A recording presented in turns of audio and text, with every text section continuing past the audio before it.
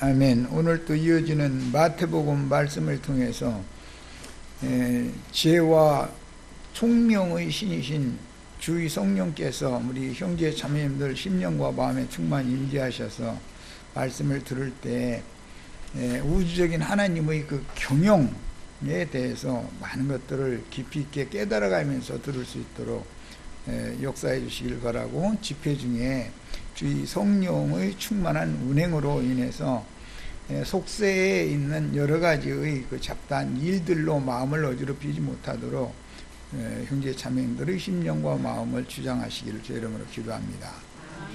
아멘. 아멘. 자, 오늘은 지난 시간에 이어서 지금 이제 마태복음 2장을 대략 그 윤곽을 살펴보는 중이에요. 이 윤곽을 살피는 시간을 마치면 이제 자세한 그 강의 내용을 말씀을 나눌 겁니다. 10절부터 12절을 우선 읽고 시작하겠습니다. 그들이 별을 보고 매우 크게 기뻐하더라. 집에 들어가 아기와 그의 어머니 마리아가 함께 있는 것을 보고 엎드려 아기께 경배하고 보배합을 열어 황금과 유향과 몰약을 예물로 드리니라. 그들은 꿈에 헤롯에게로 돌아가지 말라 지시하심을 받아 다른 길로 고국에 돌아가니라. 오늘 읽은 이 마태복음 2장 11절에 보면 여기 나오는 이제 그들이라는 건 동방에서 별의 인도를 따라서 예루살렘에 왔다가 헤롯 궁에 들어갔다가 다시 베들레헴으로 내려간 동방 박사들을 말하는 거죠. 그런데 그들이 11절에 보면 집에 들어가서 아기와 그 어머니 마리아가 함께 있는 것을 보았다, 이렇게 기록이 됐으니까 누가복음보다는 이때가 시간이 늦다는 것을 알 수가 있죠. 누가복음에는 아기 예수가 어디에 있었다겠죠? 말구유에 있었다고 그래서 마구간의 그 구유에 몸을 풀고 이제 거기다 뉘어놨었어요, 처음에. 그런데 그것은 그때 당시 이제 호종용 때문에 자기 고향으로 다 갔기 때문에 그 시골 마을에 여관이 많지 않으니까 이제 상황이 그랬던 것이죠. 그런데 마태복음에는 집에 들어가서 아기와 그 모친이 함께 있는 걸 봤다 그랬으니까 말구유에 있었을 때와는 지금 그 환경이 다른 환경인 것을 알 수가 있죠. 자, 그 다음에 집에 들어가 아기와 그의 어머니 마리아가 함께 있는 것을 보고 엎드려서 아기께 경배하고 그랬는데, 이 아기께 경배하는 건 이사야 9장 6절로 7절 지난 시간 마무리 부분에서 읽었었죠. 한 아기를 우리에게 주실 것인데 그 한 아기가 전능자이며 기묘자이며 그 다음에 정사와 권세를 가지고 오신 메시아다라는 거, 그분이 하나님이다, 하나님 아버지다 라는 걸 이미 예언이 돼 있었고, 이 동방 박사들은 이 아기가 바로 하나님을 죄악된 세상에 모시고 온, 하나님과 함께 온 아브라함의 아들 이삭으로 예표된 성취라는 사실을 이 동방 박사들은 알고 있었던 거예요. 아기에게 경배한다는 건 왕에게나 경배를 하는 건데, 경배는 아무나 받는 게 아니죠. 하나님만 경배를 받는 문제니까. 그런데 동방 박사들은 그 아기 예수한테 경배를 하고 보배합을 열어서 황금과 유향과 몰약을 예물로 드렸다. 그래서 이거는 고대 이제 중근동 사람들은 그 왕을 아련을 할 때는 빈손으로 절대 가는 일이 없기 때문에 이제 뒤에 율법에도 여호와 하나님을 만나러 이 백성들이 올 때는 빈손으로 오지 말아라, 율법에도 이 말씀이 나오죠. 그래서 왕을 아련하기 위하여 준비해 가지고 간 예물이 황금과 유향과 몰약이었다라는 걸 기록을 했어요. 이제 이 자세한 내용은 강의 시간에 말씀을 나눌 겁니다. 이제 큰 윤곽을 이제 보는 거예요. 그 다음에 이거는 이방인들인 동방의 박사들, 지난 시간에 설명한 것처럼 이 박사라고 하는 말은 천기를 이게 살피는 그 일관직을 말하는 것이고, 그들은 별점을 치거나 혹은 황제가 꿈을 꾸면 해몽을 해주는 그런 일을 하는, 꿈 해몽을 하는 그런 사람들이었어요. 그런데 이방인들이었던 동방의 박사들은 헤롯을 만난 후에 다시 한 별의 인도를 따라서 예루살렘으로 인도했었던 건 아니죠. 별이 동방에서 한 별이 나타나 가지고 유대 땅에 유대인의 왕이 태어났다 라는 이제 계시를 받았는데, 그들이 중간에 별의 인도를 이렇게 잃어버렸었던 것은 유대인의 왕이 오시면 그들이 관념에 당연히 큰 성 예루살렘으로 오시겠지. 그래서 그냥 무턱대고 예루살렘으로 간 거예요. 그러니까 별은 이제 없어진 거죠. 이제 예루살렘으로 가는 동안에는.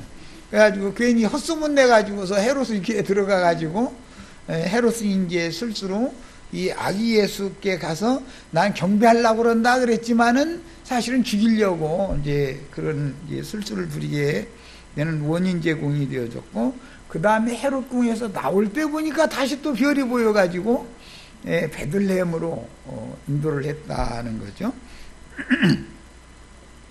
자, 이처럼 이방인들은 한 별의 인도를 따라서 베들레헴에 가서 예언을 이루기 위하여 한 아기로 오신, 이것은 이사야 9장 6절로 7절에 이미 예언이 됐으니까 그 이사야 9장 6절로 7절은 창세기에서 인용하는 말이죠.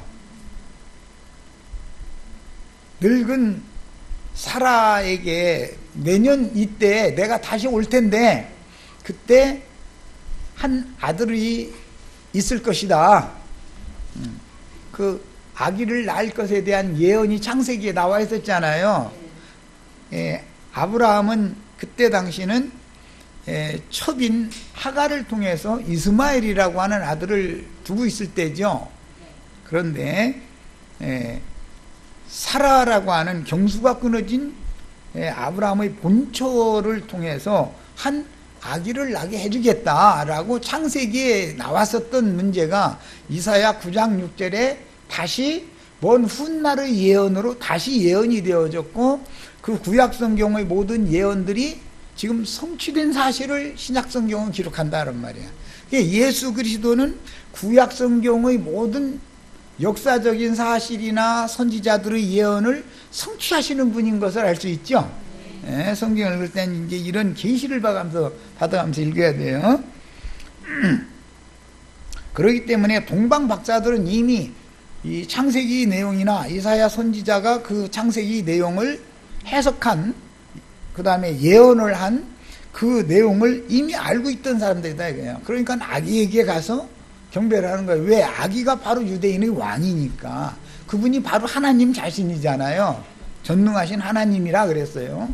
아버지이며 전능한 하나님이다. 이사야 9장 6절 7절에 이렇게 돼 있어요. 그래서 유대인의 왕을 만나고, 즉 아련하고 돌아갈 때 예물을 드려서 왕께 드리는 예물을 드려서 아련을 하고 돌아가는데, 오던 길로 가지 말고 다른 길로 가라 이렇게 꿈의 지시를 해 주셨기 때문에, 그들은 꿈풀이를 하는 사람들이잖아요 원래. 그러니까 이것은 계시가 있는 꿈이구나 라고 인정이 되니까 오던 길로 가지 않고 다른 길로 갔다는 것이죠. 이렇게 해서 아기 예수를 아련하고 돌아가는 그 사람들이 붙잡히지 않게 만든 것이죠. 만약에 그 사람들이 붙잡혔더라면 아기 예수는 죽는 거죠. 왜냐하면 오던 길에 매복을 헤롯이다 분명히 정탐꾼들을 보내놨을 거니까. 자, 이처럼 동방에서 온 사람들은 아기 예수가 유대인의 왕으로 지금 죄악된 세상을 구원하러 오셨다라는 것을 오신 하나님이다. 예? 아브라함에게 말씀하실 때도 여호와 하나님이 내년에 다시 오려면 아기가 오는 것이 여호와 하나님이 오는 것이죠. 예, 아기가 태어나면 여호와 하나님이 아브라함과 사라에게 예언해 준 그 아기가 태어나면 그게 하나님이 오시는 것이잖아요. 아기를 통해서 명년 이맘때 내가 다시 너에게 오겠다. 그런데 네 아내 사라에게 아기를 낳게 해주겠다 이랬잖아요. 그러니까 사라가 아기를 낳으면 그게 하나님이 다시 오시는 것이다 이거예요. 예언했던 하나님이 오시는 거예요. 이제 이런 내용들을 동방 박사들은 다 알고 있었다는 것이죠.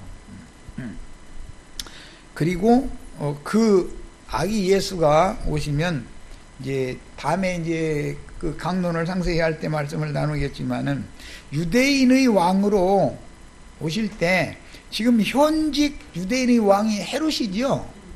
있는데 유대인의 왕으로 온다고 그럴 때 이 예수는 혈통적인 유대인의 왕으로 오시는 분이 아니고 혈통적인 유대인의 왕으로 오셔가지고 죽는 거죠. 그래서 이면적인 유대인의 왕이 되시러 오는 거니까 이방인의 때를 실현하러 오시는 왕이 유대인의 왕 예수다 그 말이야. 자, 그 다음에 그러나 정작 자신들의 메시아로 고대하던 예언된 아기 예수 기묘자요 전능하신 하나님이요 영존하시는 아버지를 찾아서 죽이려고 소동한 헤롯과 유대교의 대제사장들과 율법사들은 이미 구약 성경에 예언된 한 아기를 죽이는 일에 출생시부터 예수님이 죽임을 당할 때까지 서로 동조하면서 다른 때는 헤롯과 이 종교 지도자들이 잘 안 통해요. 헤롯은 정치적인 사람이고 종교 지도자들은 영적인 사람들이잖아요. 그러니까 서로 잘 안 통하죠. 그런데 예수를 죽이는 일을 상의할 때는 당일에 친구가 되니라 이랬죠. 예수 죽이는 날은 그것은 친구가 된다는 거죠. 그래서 이 세상 정치라는 것도 종교와는 원래는 서로 안 맞는 것이거든요. 정치가 종교를 가녀도 않고 종교가 정치를 가녀를 않는 것이 세상의 관례예요. 그런데 예수를 죽일 때는 친구가 돼가지고서 죽이는 것처럼 이제 우리 윤회수를 죽일 때도 청와대에 계신 분이 이제 그때는 누굴지 알 수 없지만 지금은 아니니까 그분과 교계의 저명한 이제 종교 지도자 중에 어떤 유명한 분이 합세해가지고 이 이단자들 다 죽여야 된다. 왜냐하면 그 정치와 종교가 합세하지 않으면 아무리 이단자들이라도 사람을 죽일 수는 없잖아요. 종교적으로 우리와 교리가 다르다 해가지고 사람은 못 죽이잖아요. 사람을 죽이려면 정치 권세에게 부탁을 해야 되기 때문에 서로가 친구가 되는 거예요, 이게. 예. 자, 그래서 정작 말씀을 맡았고 대대로 말씀을 증거하고 가르치던 자들은 그 아기 예수를, 예언된 아기 예수를 죽이는 일에 동조를 하고 그 사람들과 상관이 없던 동방에서 온 사람들은 아기 예수가 예언된 기묘자여 전능하신 하나님이여 영존하시는 아버지라고 믿고 이분이 유대인의 왕이다라고 믿었기 때문에 그 아기에게 가서 예물을 드려가면서 아련을 하고 돌아갔다 이거예요. 그러니까 이제 여기에서부터 우리는 알 수 있는 게 있죠. 말씀을 먼저 맡은 유대인들은 그 말씀이 도리어 수건이 되어져 가지고 그 말씀 속에 감추인 뜻은 이해를 못하고 문자대로의 성경만을 너무 붙들고 있었구나. 그러니까 실제적으로 예언들이 성취가 되니까는 자기네들이 기다리던 메시아를 죽여버린다 이거예요. 오히려. 이런 일은 오늘날의 기독교계가 똑같은 일을 하기 때문에, 자칭 유대인들에 해서 똑같은 일을 하기 때문에 이제 이걸 잘 귀담아 들어 두셔야 됩니다. 기독교만큼 재림하실 주님을 그렇게 학수고대하는 무리들이 이 세상에는 없죠. 뭐 불교나 유교나 뭐 이런 데는 그게 뭔 소리인지 알지도 못하고 관심도 없어요. 뭐 예수님이 재림 오신다 뭐 이런 말 관심도 없죠. 그런데 사실은 도적같이 주님이 2000년 전에 이미 오셨죠. 심판주로 오실 주님만 그렇게 학수고대하고 있는데, 심판주로 주님이 오실 때, 야, 저기 허공에서, 야, 내가 세상 심판하러 간다, 이렇게 가면 그 사람들이 또 죽이겠죠? 아니, 자기네들 세상 심판하러 간다는데 놔둘 사람들이, 그 사람들이. 그러니까 이 사람들은 예수님을 만날 수 있다, 없다? 지금 못 만나는데, 가려져가지고 지금 못 만나는데, 어느 천년에 그 예수를 만나겠냐, 이거예요. 그런데 증인들이 순교당해가면서 증거하던 그 내용이 역사상에 다 그대로 이루어져서, 불대접이 먼저는 땅에, 그 다음에는 바다에 쏟아 부어짐으로 기독교계가 많은 무리에 넣고 음녀가 먼저 불사름을 당하고 나서 세상 나라 바다가 불사름을 당하면, 이 사람들이 하던 얘기가 이 역사적으로 정말로 이루어졌네? 그때서 보게 되기 때문에 구름 타고 오시는 주님을 보면은 가슴을 치면서 슬피 운다는 거잖아요. 애통한다는 거예요. 그래서 이게 언제까지든지 하나님이 이 계시의 말씀이라는 건 가려놔둬 버리면은 인간의 그 교만성과 사람이 자기가 안다고 하는 지식에 오히려 그것이 수건이 되어버리기 때문에 이해가 되어지지 않기 때문에 믿을 수 없게 만들어진 것이 성경이다 이거예요. 그런 교만한 자들에게는 절대로 믿음이 주어지지 않는 거예요. 믿음이라는 건 계시로 오는 건데. 자, 그래서 이제 그들은 꿈에 헤롯에게 돌아가지 말라 지시하심을 받아 다른 길로 고국에 돌아가니라. 헤롯에게로 돌아가면은 헤롯이 조조히 물어봐가지고서 어디 어느 집에 있읍디다 그러면은 거기 군사 보내가지고 당장 죽일 거 아니에요. 그러니까 이게 계시가 있는 꿈이구나 싶으니까 오던 길로 가려고 처음에는 생각했겠죠. 그런데 꿈에 헤롯에게로 돌아가지 말아라 라는 꿈이 딱 보여지니까 우리가 오던 길로 가면 헤롯이 정탐을 숨겨놔둬가지고 우리를 잡아서 그 예언된 왕이 전능자가 오셨는데 그 전능자를 이 헤롯 땅이 죽이겠구나 싶으니까 다른 길로 가버린 거죠. 그러고 나니까 이제 그들이 떠난 후에 13절에 이제 13절부터 여기까지 읽겠습니다. 18절까지를 읽습니다. 그들이 떠난 후에, 그들은 누구예요? 동방 박사들이에요. 떠난 후에 주의 사자가 요셉에게 현몽하여 이르되, 이 현몽이라는 것은 약혼녀가 임신했을 때도 한번 나왔던 용어죠. 현몽하여, 이 현이라고 한 말은 밝힌다, 밝다, 환히 비추어준다 그런 뜻이고, 몽이라는 건 꿈이라는 뜻이에요. 그러니까 계시가 있는 꿈이다 그런 거 보고 현몽이라고 그러죠. 현몽하여 이르되 헤롯이 아기를 찾아 죽이려 하니 일어나 아기와 그 어머니를 데리고 애굽으로 피하여 내가 네게 이르기까지 거기 있으라 하시니. 그러니까 그 밤에 요셉은 마리아와 아기 예수를 데리고 애굽으로 지금 이제 그 밤에 급히 도망을 간 거죠. 요셉이 일어나서 밤에 아기와 그 어머니를 데리고 애굽으로 떠나가서, 그러니까 막 그 밤에 이렇게 급히 피난길에 나섰다는 것은 화급한 상황이라는 것을 우리가 벌써 문장을 통해서도 알 수 있죠. 헤롯이 죽기까지 거기 있었으니, 이제 이 헤롯이라는 사람은 BC 4년에 이제 죽었어요. 그때 나이가 70이었어요. 그런데 그때 정신분열증을 아주 심히 앓다가 죽었어요. 이제 뭐 마누라가 열이나 되는 사람이고 자식도 마누라가 열이니까는 자식도 수도 없이 많이 나눴겠죠.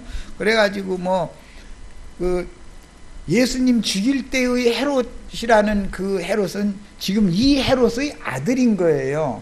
예. 그 다음에 사도행전에도 또 헤롯 아그리빠 왕이라는 사람이 또 나오죠. 이 헤롯의 자식들이 많아가지고 헤롯이라는 어떤 용어가 나온다 해서 똑같은 헤롯이 아니다라는 것도 알아야 돼. 이제 이것은 다음 시간에 이제 그 자료를 좀 해드리려고 그러는데 이게 좀 자꾸 말썽을 부려가지고 인쇄가 안 돼가지고 문제네.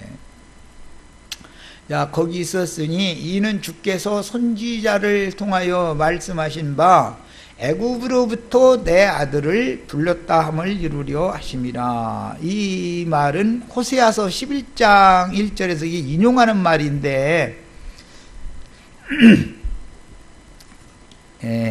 호세아서 11장 1절에 보면 이스라엘이 어렸을 때에 내가 애굽에서 내 사랑하는 아들을, 이스라엘은 여호와의 장자로서 출애굽한 거 아니에요. 바로의 장자는 그 밤에 다 죽었고, 그래서 내 사랑하는 아들을 불러냈다. 이제 호세아서에서는 출애굽의 광경을 그렇게 이제 했는데, 출애굽은 역사적인 사실이고 아까 한 아기가 날 것도 창세기는 역사적인 사실이죠. 이사야 선지자는 앞으로 이루어질 영적인 것으로 적용을 해서 예언을 한 거예요. 출애굽 사건도 마찬가지로 호세아 선지자가는 이미 역사적으로 있었던 일을 앞으로 또 있을 것이다 라고 예언을 지금 하는 거단 말이에요. 선지자는 성경을 볼 때는 늘 이런 관점을 가지고 보는 거예요.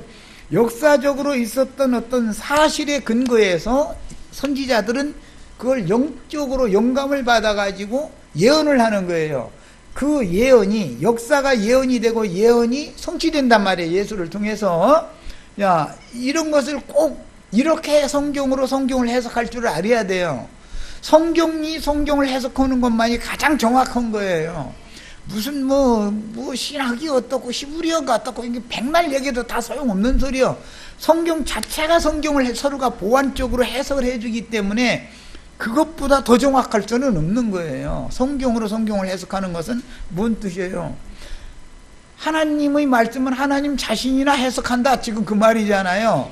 이 말이 잘 이해가 되어지셔야 돼요. 그렇지 않으면 말이야 기독교 신학을 말이야 무시한다, 또 히브리어 헬라어 그 말이야 지식 많은 사람들을 무시한다, 자꾸 이렇게만 생각하시면 안 된단 말이에요. 그거는 하나의 참고 자료로 유용하게 활용을 하되, 성경 해석을 하는 원칙은 이스라엘의 역사상에 일어났었던 일을 선지자들이 그 사건을 어떻게 이해하고 있는가예요. 영적으로 보니까 선지자들은 이제 그것은 예언이 되죠. 선지자들이 역사를 해석을 할 때 영적으로 해석해 놓으면 예언은 예수 그리스도를 통해서 성취된다 이거예요. 이게 예수님은 구약 성경을 이루러 온 거잖아요. 이 모든 성경이 나에 대해서 기록한 것이었다 그랬잖아요.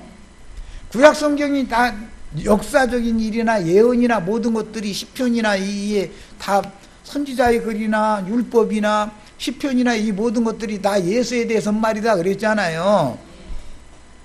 그러면 예수님이 하시는 언행이라든지 태어나서 자라서 사역에 임하다가 죽고 하는 모든 것이 구약 성경에 있는 말씀을 지금 성취하는 중이다, 그런 뜻이죠. 이렇게 해석을 할 줄 알아야 된다 이거예요. 그러려면 계시가 필요하죠. 아까 이사야서 9장 6절 7절 그거 또 이사야 선지자가 괜히 그런 말을 하는 게 아니에요. 아무 근거도 없이 선지자가 근거 없는 말을 하면은 그게 거짓 선지자가 되잖아요. 창세기에서 아브람과 사라가 본 부인을 통해서 아브라함의 아들이 한 씨를 준다 했는데 아직 아브라함의 본 부인이라는 아들이 없을 때 내년 이맘때가 되면 내가 너에게 다시 올 텐데 그때는 내 아내 사라에게 한 아들이 있으리라, 이게 예언이 된 거잖아요. 그런데 그대로 이루어졌었죠. 그때 당시는 역사적으로 그런 것을 이사야 선지자는 영감을 받아가지고 이스라엘 전체에게 이것을 예언을 한다 이거예요. 그러면 그 예언이 예수님이 오실 때 표적으로 성취된다 이런 말이야. 성취되는 거다. 그러면 이제 예수님이 표적으로 성취된 것은 교회가 낳은, 해를 입은 여자가 낳은 이기는 자들을 통해서 단체적으로 완성돼야죠. 이렇게 이루어지는 거다, 성경이라는 거는. 자, 그 다음에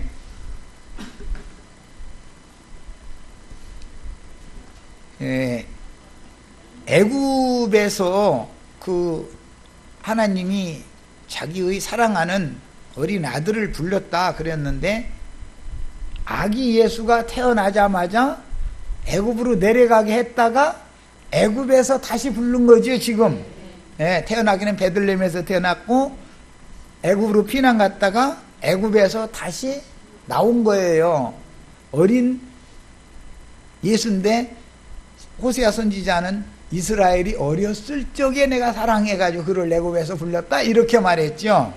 그러니까 실제로 역사상에서는 아브라함에게 예언을 창세기 15장에서 해주실 때 네 자손이 애굽으로 내려가서 400년 동안 종살이를 하다가 4대 만에 나오리라 예언이었죠 그때는. 그런데 출애굽기는 예언이 이루어진 상태죠 역사상에. 그런데 그런 예언이 출애굽으로 이루어진 사실을 가지고 선지자는 이것을 영적으로 재해석을 해서 아기 예수가 어린 하나님의 어린 아들이 애굽에서 다시 불러냄을 받을 것이다 라고 예언을 했는데, 아기 예수를 통해서 이루어진다 그런 말이야. 얼마나 성경이라는 게 기가 막혀요 알고 보면. 야, 이것은 아기 예수가 애굽에 피난 갔다가 나와야 되는 것은 모든 믿는 이들에게 이제 이것은 단체적으로 적용을 해야 완성되는 거니까, 이것은 세상에서 하나님의 백성들을 불러낸다는 것을 표상으로 보여주는 거죠. 아기 예수가 애굽에 내려갔다가 다시 돌아오는 것은 세상 사람들에게 전도해서 하나님 나라로 돌아오도록, 하나님께로 다 회개하고 돌이키도록 할 것에 대한 표상이 된다 그런 말이에요. 우리가 다 이런 과정을 거쳐서 구원받았죠. 성경 해석을 하는 원칙을 잘 아셔야 돼. 그래서 이에 헤롯이 박사들에게 속은 줄을 알고, 헤롯이 속은 것은 사실은 마귀가 속은 거죠. 하나님의 대적자가 속은 거잖아요. 마귀는 이 짐승들에게 권세를 줘가지고 짐승 나라를 경영하는 거잖아요. 세상 나라가 짐승 나라라는 것은 바다에서 올라온 짐승은 헤롯이죠. 땅에서 올라온 짐승은 대제사장과 율법사들이죠. 종교 지도자들. 이게 지금 표적이단 말이에요. 표상이단 말이에요. 마귀가 그들에게 그런 권세를 준 거예요. 그래서 예수님 보고 성전에서 백성들을 가르치니까 네가 무슨 권위로 이 백성들을 가르치느냐라고 따지고 그 문제 가지고 서로 죽이고 살리고 뭐 이렇게 하는 그 흐름을 잘 이해를 하셔야 돼요. 마귀는 짐승들에게 권세를 주는 거예요. 하나님은 예수 그리스도와 그분의 종들에게 또 권세를 주는 거예요. 해가지고 양진영이 지금 육신의 세계에서 전쟁하는 건 표상이죠.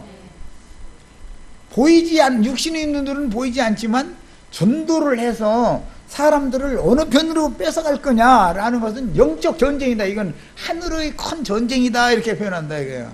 가나안 땅 전쟁이라는 것은 개인에게만 적용하는 게 아니에요. 개인에게 적용하면 영에 있는 영의 생각과 육신의 생각, 육신의 소욕 사이에 서로 다툼을 일으키는 것이 이제 표상이죠, 그것은.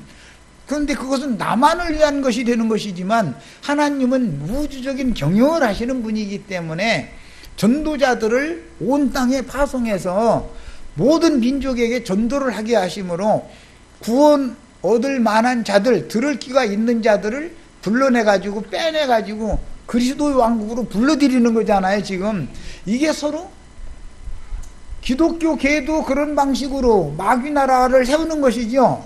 사탄의 왕국을. 주님도 암암리에 전도를 통해서 하나님의 아들의 나라를 지금 세우고 있는 중이다 이거예요. 그래서 두 나라를 세우기 위해서 치열한 싸움이 창세기에서부터 계시록까지 계속 되는 거예요. 그런데 인류 역사가 진행되는 동안은 마귀가 언제나 득세를 해. 세력을 마귀가 갖고 있는 거예요. 이제 용이 짐승에게 그 권세를 계시록 13장이나 이런 데 보면 권세를 준다는 거잖아요. 그 청와대에 앉아 계신 분도 누구한테 그 보좌에 앉는 권세를 받은 거예요? 용에게, 마귀에게, 이 세상 신에게 받은 거죠. 그래서 세상 임금이 된 거잖아요. 세상 많은 임금들 중에 하나가 지금 청와대에 계시잖아요. 그랬다가 또 이런 말을 이해를 못하면은 그러면 말이요, 우리 대통령이 말이요, 용상에 앉았느냐고 말이요, 지금 용의 하수인이냐고. 그렇다니까. 그런 거요. 성경 이야기요, 이것이. 그 용은 짐승들에게 권세를 맡겨서 짐승 나라인 세상 나라를 지배하는 것이고, 하나님은 그리스도의 사람들에게 이 권세를 맡겨가지고, 주의 증인들에게 권세를 맡겨가지고 하나님의 아들의 나라를 지금 경영을 해 가신다 이런 말이에요. 양쪽에서 이렇게. 이게 성경 이야기다 이거예요. 이런 문제는 계시가 있어야만 알 수 있는 문제예요. 이거 무슨 신학으로나 뭐 무슨 학문으로 이거 알 수 있는 문제가 아니죠. 자, 이제 박사들에게 속은 것은 어디에서부터 이 일이 시작이 됐느냐? 창세기 에덴 동산에서는 뱀이 와가지고 하나님의 모든 위임을 받은 아담 부부를 속였죠. 그 원수를 갚으려면 거짓말을 한 수 더 높은 사람이 하면은 속이기 좋아하는 놈도 속을 수 있죠. 그런 것 보고 제발을 제도끼로 제발 찍는다. 하나님은 꼭 그렇게 만드셔. 하나님이 거짓말을 안 하실라니까 그렇지. 헐라고 맘만 먹으면은 안 속을 놈 하나도 없어. 어떻게 하나 눈을 가려놓으면 되거든. 눈을 가려놓으면 돼. 하늘문을 딱 닫아놔 버리면은 지가 아는 지식과 자기 지혜로 자기 스스로 망하는 길로 가게 만들어버려. 그러니까 하나님은 못 당하는 거예요. 그래서 거짓말을 그러면 제일 잘하는 분 누구예요? 마귀보다 한 수 더 높은 거짓말 잘하셔. 사실은 알고 보면. 예. 이렇게 하면 하나님도 거짓말을 하느냐고. 아이, 마귀와 같은 거짓말은 않지요. 그런데 하나님은 거짓말쟁이를 자기 꾀에 자기가 넘어지게 만드는 전능자다. 지금 이 말 한 거예요. 사실은 박사들에게 헤롯이 속으려면 하나님이 박사들에게 꿈을 보여줬기 때문에 헤롯이 속은 것이지. 그렇잖아요. 그런 게 그 박사들 뒤에는 하나님이 계신 거 아니에요. 지금. 이 성경에 보면은 속이는 얘기가 굉장히 많이 나옵니다. 야곱이라는 말이 뭔 뜻이에요? 예, 발뒤꿈치를 잡는 자라는 뜻도 있지만 속이는 자라는 뜻이에요. 속이는 자. 아주 저 형 속이고 아버지도 속이고 그랬죠. 엄마가 시키는 대로 하면은 아버지 속지요.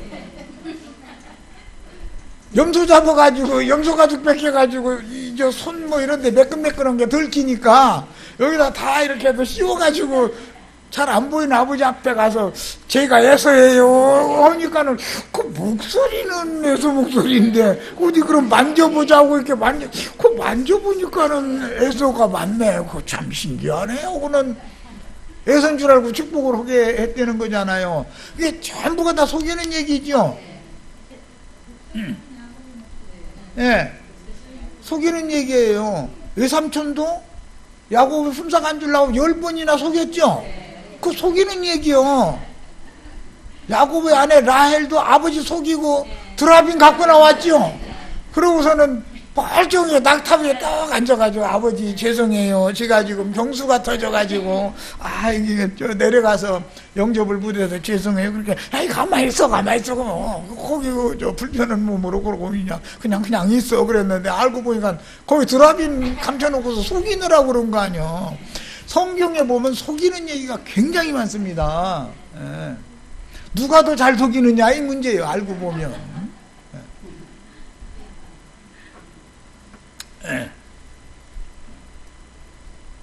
진리를 위해서 감춰두신다라는 말이죠. 하나님이 뭐 그런 그 마귀처럼 막 거짓 부렁오고 이렇게 한다는 말이 아니고, 그래가지고 야근치 하는 사람들, 자기 똑똑은 치 하는 사람들, 성경줄이나 읽었다고 자부하는 사람들 눈을 살짝 가려놔버려. 자기가 아는 성경으로 속용되게 만들어버려. 그러고 나서는 예수님 보내가지고 이제 예수님이 전도를 하는데, 밝히 본다 내가 외운 줄 알아 너들? 나로 하여금 보게 하여 주세요 하는 자들은 보게 해주고, 눈 좀 뜨게 해주세요 하는 자들은 보게 해주고, 밝히 본다 하는 자들은 보지 못하게 하려고 내가 왔어. 그러고서 심판이 뭔지 너들 알아? 밝히 본다 하는 자들을 아예 못 보게 만드는 게 심판인 거예요. 예수님이 그랬어. 그러니까 심판받기 싫으면은 교만해지면 안 된다 이거예요. 이게 얼마나 성경이라는 게. 뭐 시간이 됐어요? 안 됐죠? 자, 그래서 이제 속은 줄을 알고 심히 노해가지고 이게 이제 저 독이 올랐죠. 뱀이. 예. 사람을 보내어 베들레헴과 그 모든 지경 안에 있는 사내 아이를 박사들에게 자세히 알아본 그때를 기준으로 해서 2살부터 그 아래로는 다 죽였다. 네? 이 말씀도 사실은 출애굽기에 모세가 출생할 때쯤 되면 히브리 사람들 아들 낳으면 다 죽이라고 그랬죠. 그런데 다 죽는 중에도 모세는 갈상자에 넣어가지고서 애굽 하수에 떠내려가고 있는데, 또 하나님이 또 마침 공주가 또 그곳으로 또 목욕하고 싶다고 또 시녀들 데리고 나오게 만들었다는 거잖아요. 그래가지고 목욕하고 나서 이렇게 보니까 뭐 갈상자가 하나 떠올라서 시녀들 저게 뭐하냐 저거 좀 가지고 와봐 그랬더니 거기 아기가 들었으니까는 자기 궁으로 데리고 들어가가지고 지 아들인 것처럼 길렀다는 거잖아요. 그것도 뭐예요? 애고방 바로 속인 거죠. 하나님이 속인 거예요. 그게 바로가 히브리인들 사내 아이를 다 죽이려고 그러니까 못 죽이게 하고도 가장 안전하게 기르려면 어디서 기르면 되겠어요? 바로 왕궁에서 기르면 되는 거죠. 등단윗이 어둡다고. 지 왕궁에서 지 나라 지금 무너뜨릴 아이가 자라고 있는데 그것도 모르고 이러고. 그게 누가 속인 거예요 이거? 전능자의 지혜는 못 당해. 그와 같이 역사적으로 있었던 일이 여기에 이제 선지자의 예언으로 이 말씀이 해석을 또 하는데, 출애굽 지경이 되었을 때 어린 아기를 사랑하는 아기를 애굽에서 불러낼 쯤 되면은, 즉 역사상에 출애굽을 할 때쯤 되면은 뭔 일이 나오느냐 하면은 사내 아이를 죽이는 일이 나온다 이거예요. 사내 아이를 히브리인이면 다 죽이는 거예요. 그런데 유대인 중에 유대인 예수님을 죽이려고 한 거죠. 출애굽기에서는 모세를 죽이려고 한 것이지만, 그런데 이 내용을 예레미야 선지자가 예언으로 이 말씀을 해석을 하는 거예요. 영적으로 해석을 하는 거예요. 역사적인 사실을 해석을 하는데, 라마에서 슬퍼하며 크게 통곡하는 소리가 들리니 라헬이 그 자식을 위하여라고 번역을 했는데, 원문대로 직역을 하자면 그 자식을 잃고, 그 몇 년 전인가 뭐 우리나라에 세월호 사건 나가지고 나가 이제 시간도 하도 오래 지나다 보니까 지금 엄마들이 다 이거 저 정신병자들 돼 있는 중이죠. 지금 일이고 뭐고 그냥 사는 게 아닌 걸로 지금 살아가는 거예요. 자식 잃은 애미가 어떻겠어요. 그걸 애미 보고 참어 한다 해가지고 될 일이 아니잖아요. 참어 위에 앉은 사람들이 그런다 해서 되는 게 아니잖아요. 이것은. 그러면 네 자식 한번 그렇게 죽어봐라. 너 내가 참으면 너 참겠나. 그러니까 오죽하면 그 얘기 하는 거 아니에요 지금.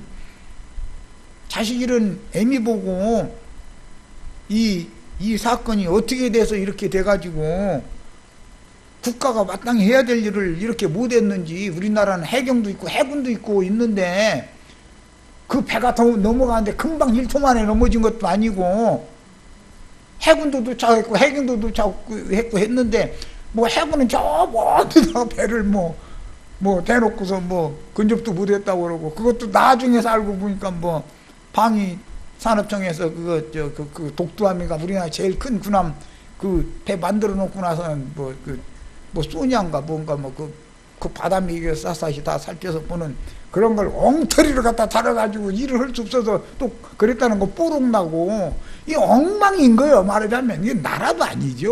뭐 이렇게 하면 또 잡아다 족질까 무선데 솔직히 그건 나라도 아니요. 그런 정신 상태를 가지고 북한 놈들이 쳐들으면은 이 나라가 과연 나라를 그들이 잘 지킬 수 있겠어요? 그렇게 다 윗대가리에서부터 썩었다면 군부가 그런 것도 이제 막 창피하니까 시시하고 그래도 국민들은 다 알고 있잖아 지금 현재. 해군이 당연히 그때 국가 비상사태인데 군경 전체 다 공무원들 다 동원해서 사람을 다 살려내야 될 거 아니야. 일단은 배야 버리더라도 일단 사람은 살려내야 될 거 아니야. 끄집어내와야 될 거 아니야. 그런데 그걸 못했는데 왜 이렇게 됐냐 이걸 말이고 우리 속 시원하게 거짓부렁 하려고 하지 말고 속이려고 하지 말고 다 사실조사해서 다 정직하게 공표하고 책임질 사람 책임지고 하자. 막 이제 이러고 막 지금까지도 계속 아마 그분들 이거 하고 있을걸. 너무 억울한 거야. 대한민국에서 국민이면은 대통령으로 세워진 자들 국가 지도자로부터 시작해서 국가를 경영하는 책임을 맡은 모든 사람들이 국민의 생명과 재산을 안전하게 지켜줄 의무가 있는 거 아니야. 그런 것은 자기 의무는 하지 않으려고 그러고 권리만 자꾸 해서 찍어 누르는 건 하려고 그러면은 국민들이 가만히 있냐 이거요. 우리는 당신들 그러라고 우리가 세금 내서 당신들 월급 주고 그 높은 자리에 앉혀줘서 권력을 위임해 준 게 아니다. 대한민국은 민주공화국이기 때문에 모든 권력은 국민으로부터 나오는 것이지 청와대에서 나오는 게 아니다. 국민이 당신의 그거는 권리를 위임을 해줄 때는 우리 살자고 해준 것인데 당신도 하는 짓은 뭐냐 지금 이러고 막 따지는 거 아니야. 그런데 이런 트인 사람들을 아주 싫어하지요. 언제나 그래요. 이 세상 짐승나라라고 하는 것은 열리고 깨인 사람은 아주 싫어하는 거예요. 그런 사람들이 많으면 자기가 위태롭잖아요. 자기 잘못한 게 다 뽀록나버리고. 우연찮게 세상 얘기까지 하게 됐는데, 이때도 유대인의 왕들이 나라를 잘 다스렸으면 다 하나님 백성들이 적국으로 사로잡혀 가지 않아요. 왕들이 지도자들이 엉망이기 때문에 나라가 망한 거예요. 그것을 염두에 두고 선지자가 지금 예언을 하는 거예요. 이 예언 내용이. 그런데 그 자식을 위하여라고 되어 있지만 자식을 잃고, 이 말은 왕들이 또 집권자들이 권력자들이 나라를 엉망으로 다스리다 보니까 적국이 와서 나라를 뭉개버리고 나서 하나님의 나라, 하나님의 백성들을 다 포로로 사로잡아 가버린 거예요. 이런 상태를 이스라엘 사람들은 신앙적으로 팔레스타인 땅 밖으로, 약속의 땅 밖으로 쫓겨나면 죽은 거예요. 바깥으로 쫓겨나면 이게 바깥 어둠으로 이제 쫓겨난다. 이제 신약에서는 표현을 그렇게 했는데 팔레스타인 땅, 약속의 땅, 하나님이 주신 땅 밖으로 끌려간다든지 쫓겨난다든지 그럼 그게 영적으로 죽는 거단 말이에요. 하나님 앞에 살고 있어야만 산 거예요. 그게 이스라엘 사람들의 신앙이에요. 그래서 포로로 이스라엘이 사로잡혀간 것은 자식이 라헬의 자식이 죽은 거다 이거예요. 이게 잃은 거다 이거예요. 자식을 잃은 거예요. 멀쩡한 자식이 있었는데 사랑하는 자식을 잃어버린 거예요. 이렇게 본 거예요. 그래서 이제 애곡하는 것이다. 그 자식을 잃고 애곡하는 것이다. 라마의 통곡 소리가 무슨 소리냐? 라헬이 그 자식을 잃고 통곡하는 소리다. 이렇게 예언을 해요, 선지자가. 뭔 말인지 잘 충분히 역사적인 배경과 이게 매치시켜서 이해를 잘 하셔야 돼요. 그는 누구예요? 라헬이죠. 라헬이 자식이 없음으로라고 이번 우리 번역에 이렇게 해놔가지고 이게 너무 번역을 잘못해 놨어요. 없어졌으므로. 킹제임스 성경 번역이나 다른 알란트 번역이나 이런 데는 없어졌으므로 아주 정확한 번역이에요. 이 없어졌으므로 위로받기를 거절하였도다. 세월호를 통해서 하나밖에 없는 자기 자식을 또는 뭐 둘 중에 하나, 셋 낳는 사람은 요즘 많지 않으니까 거의 잃었을 때 나라가 또 다른 사람들이 가서 위로를 해주잖아요. 막 많은 사람들이 뭐 저기 진도 팽목항이가 어디가, 나는 뭐 가보지도 못했지만 나는 마음속으로 참 많이 막 그 마음이 너무 아파요. 나도 마음이 똑같은 국민이고. 그런데 그 사람 입장은 똑같지. 만약에 내가 저런 일을 당했다면 나도 돌아버릴 것 같다. 그 돌아버리죠. 이거 어떻게 살겠어요. 하늘을 다 머리를 두고 숨쉬고 맑은 정신으로 산다는 것 자체가, 밥숟갈 입에다 들어간다는 것 자체가 이상한 거지 그게. 꽃도 피워보지도 못한 자식을, 생태 같은 자식을 그러고 갖다 수장시켰는데, 그게 아무리 라헬을 보고 위로를 하고 참으라고 해도 위로받는 거 필요 없다고. 위로고 뭐고 난 지금 정신이 하나도 없다 이거예요, 말하자면. 하는 말씀이 여기에 이루어졌다 그랬어요. 이것은 성취됐다. 예수를 통해서 성취된다. 지금 그 말이죠. 이제 이 말은 영적 적용을 할 때 예수님은 표적으로 성취한 것이고, 구약의 모든 역사적인 사실이 영적 예언이 되었고, 그 예언을 예수님이 표적으로 성취한 거예요. 이것은 교회에 적용을 할 때 주님의 교회에 주님의 아들들이, 주님의 자녀들이 주님의 교회에서 잘 행복하게 잘 지내면 좋은데, 큰 성 바벨론이라고 하는 세상 교회로 다 사로잡혀 갔을 때 교회가 어머니죠. 신약교회는 라헬로 상징이 돼요. 구약교회는 레아로 상징이 돼요. 그래서 신약교회를 대표하는 그 교회는 안디옥 교회인 거예요. 구약교회를, 레아를 대표하는 교회는 예루살렘 교회예요. 유대인의 교회인 것이죠. 그런데 유대인의 때가 이제 끝났고 이방인의 때가 왔으니까 안디옥 교회가 모교회라고 그런단 말이에요. 유대인들은 예루살렘 교회가 모교회죠. 그 어머니를 라헬로 여기서 봤다 이거예요. 신약교회로 본다 이런 말이에요. 그러면 신약교회를 주님이 세워놨더니 하나님의 자녀들을 큰 음녀 교계의 7 머리들이 다 끌어가 버린다 이거예요. 그들이 전도를 훨씬 더 잘해. 사실은 뭐 영적으로 막 와서 죽이고 이렇게 해서 끌어가는 게 아니고, 이것은 영적 전쟁 문제니까 아까 그래서 내가 미리 설명을 했었던 거예요. 큰 성 바벨론으로 다 끌어가니까 어머니가 자식을 잃고 지금 애통해하는 것이다 그런 말이야. 이게 영적 적용이에요. 이런 성경의 해석에 대해서 이해를 잘 하시기를 바라요. 자, 여기까지 첫 시간 마칩니다.